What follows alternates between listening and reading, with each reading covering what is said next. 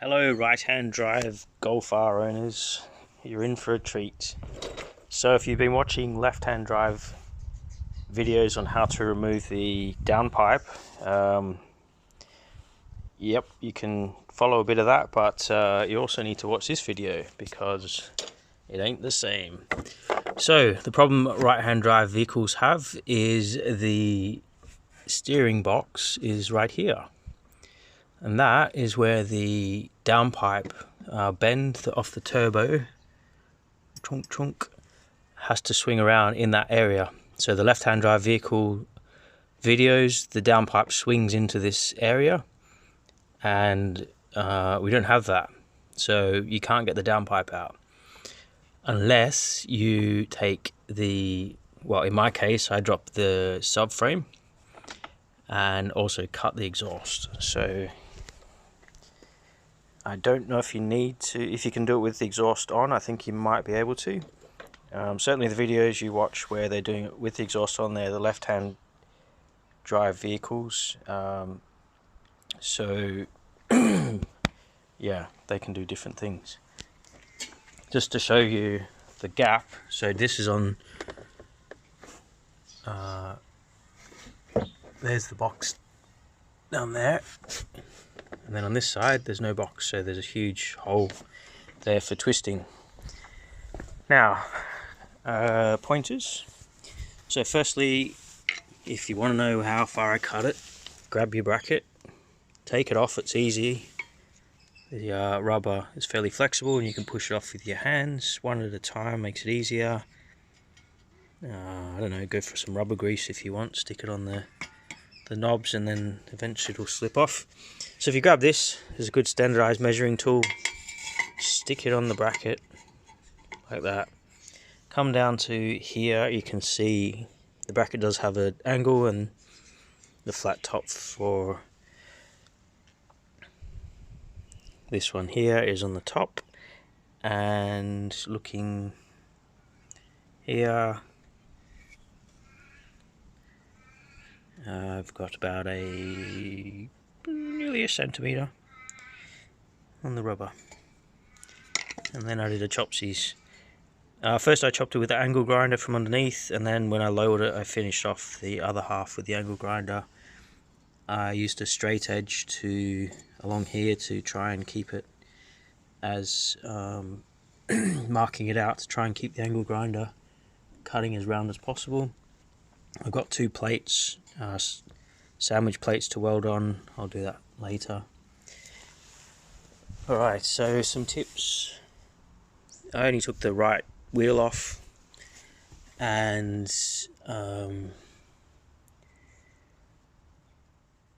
dropping the subframe, take your ride height level sensor off. It does stretch if you don't. I also took the sway bar joint off with the plate. So this is the drive shaft safety plate. It's not a heat shield plate, it's a safety plate to stop stuff flicking and touching wires. You'll see people mention about in the other videos about this top nut. This is it here. So that's your Allen key that goes in there, just a single hex Allen key, and you can actually do both of these with the Allen key, just a standard Allen key, and you put it in long ways and find something to just stick on the stubby part, like a stubby spanner, combination spanner, or maybe if you got big muscles you could just do it by hand. If you did want to use a socket, then you can't use a 1/2 inch socket, you got to use a 3/8 or a 1/4 inch, and also it has to be a ball socket, a ball end on the hex, not a straight. This one here is fairly easy, you can get that with the extension bar and standard flat hex bit, and it can be a 1/2 inch drive as well. But yes, I've done this on 2 cars now, and yes, you can use just use the standard Allen key, which actually I prefer.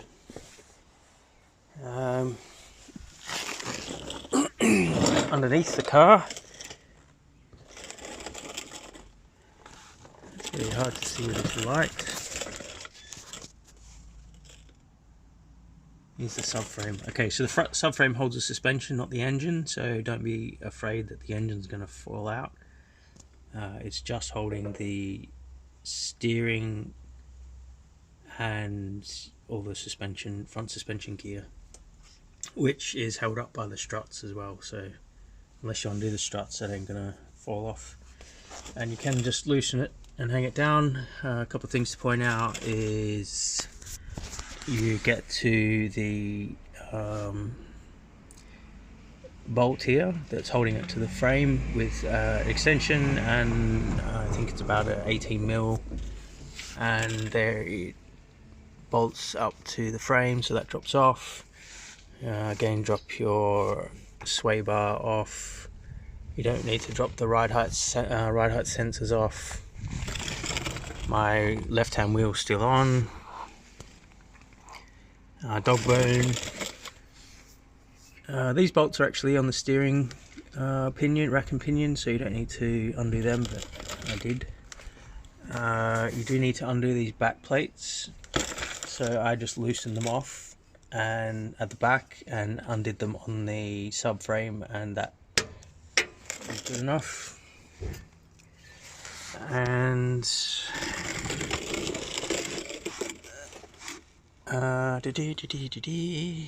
what else?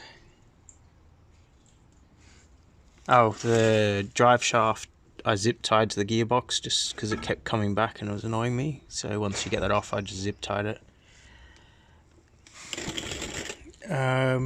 You don't need to undo the steering wires. I did do them. Just bear in mind, a lot of the plugs do have a grey locking. Oh, there it is there. So it's got that grey locking clip. You've got to lift that up before you can push the black clip in. It's just a safety thing. And you do need to take the sump sensor off. I don't know if it's oil temperature or level or something, but just make sure you take that off because it doesn't go back that far. Oh, I took it off. Okay. So also you need to bring the engine forward. Now in the other videos you'll see that they lever off the subframe and then the gearbox and stick a block of wood in. It's just not enough. So the way I did it is with this. So I just hooked a strap up to a metal post and got under the car and wrapped it around the I think this is like something to do with a diff, probably all-wheel drive locking mechanism or something. So I just wrapped it around that and pulled it forward with the locking ratchet locker. There's really not a lot of tension on it, so it doesn't take much to move, and so it's not gonna crack the pan. And also just be aware of the radiator and all that stuff.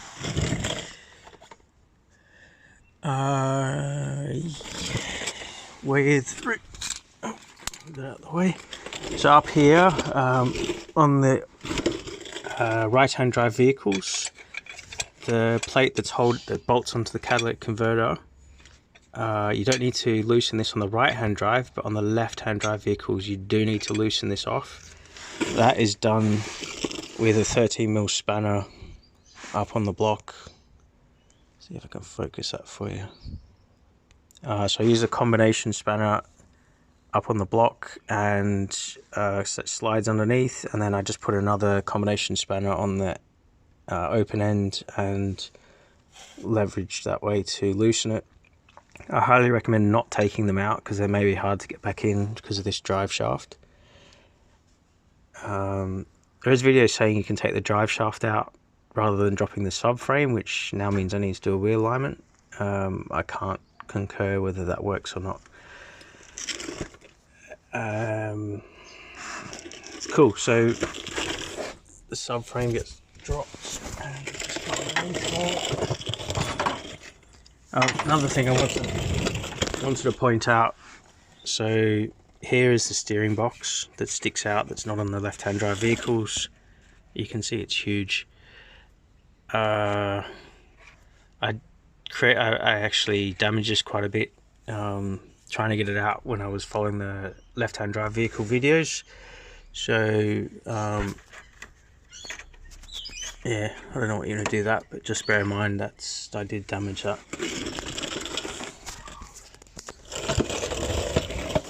Underneath the vehicle,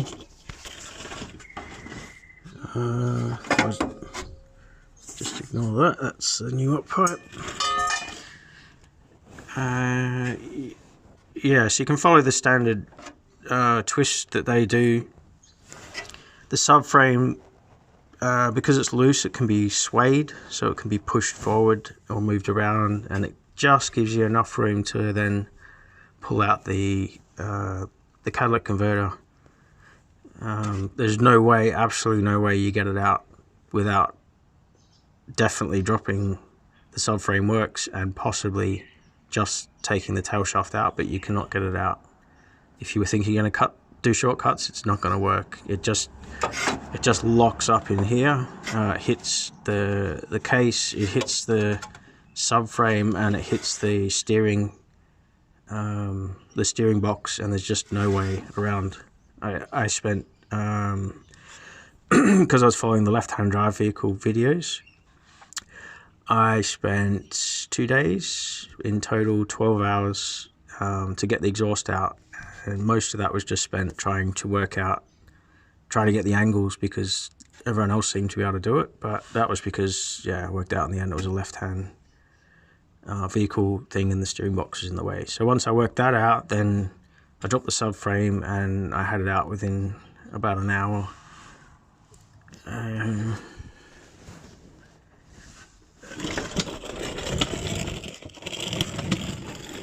As far as doing it on stands or hoist, absolutely you can do it on stands. There's no, I don't see any issue. So you don't need to go find a hoist or anything like that. Do it on stands, and for your own sake, get the stands up as high as possible so you can get a creeper underneath, because there's a lot of backwards and forwards movement. You don't want to be juggling around on your back, going back and forwards, levering stuff and all that. Just get the car up high so you've got lots of room for yourself, and that'll make you less frustrated. And as far as the oxygen sensor goes, so it's a 22mm open end spanner.